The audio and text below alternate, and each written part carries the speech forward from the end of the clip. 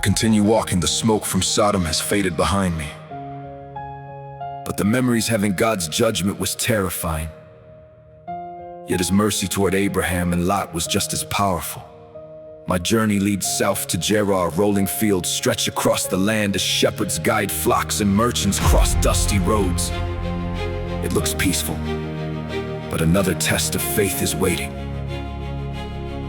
Abraham settles there with Sarah after every promise and miracle. I see something familiar return. Fear. Once again, Abraham tells the people, "Sarah is my sister." I've heard these words before. He fears the men of Gerar will kill him to take Sarah, who is still remarkably beautiful even in her old age. Instead of fully trusting God's protection, he chooses what seems like the safer path. Even great believers can struggle with old fears.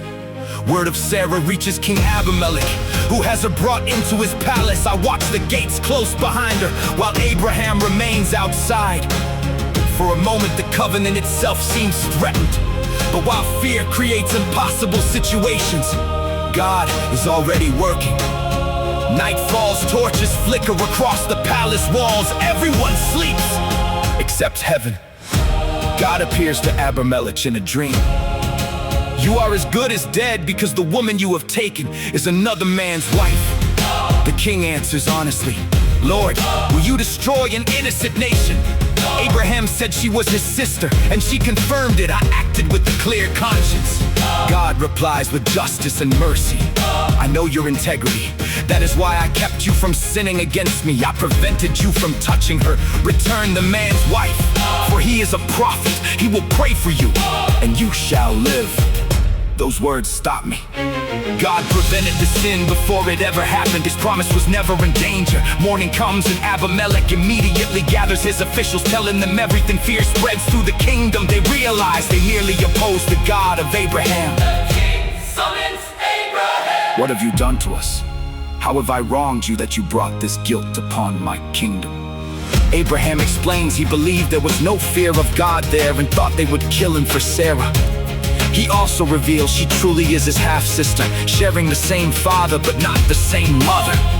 It wasn't a complete lie, but it wasn't the whole truth either. Fear convinced Abraham that half the truth was safer than complete trust. Yet God remained faithful. Abimelech returns Sarah and gives Abraham sheep, cattle, servants, silver, and tells him, "My land is before you.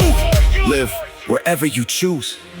He also publicly clears Sarah's name so no one questions her honor. I realize God is protecting far more than one marriage. He's protecting the bloodline through which nations will be blessed. Isaac has not yet been born.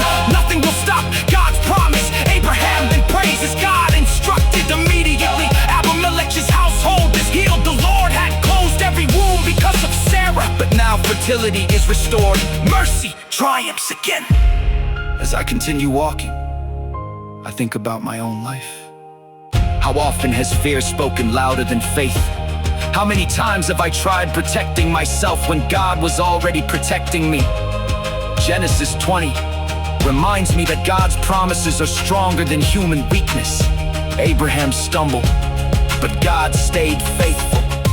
Sarah was taken, but God stood guard. A king was warm, a nation was spared, a prophet prayed, and God's promise moved forward exactly as he declared.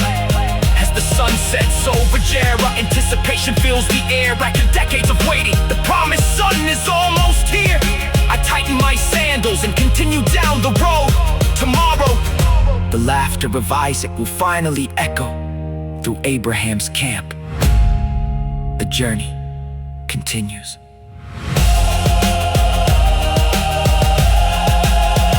The journey continues.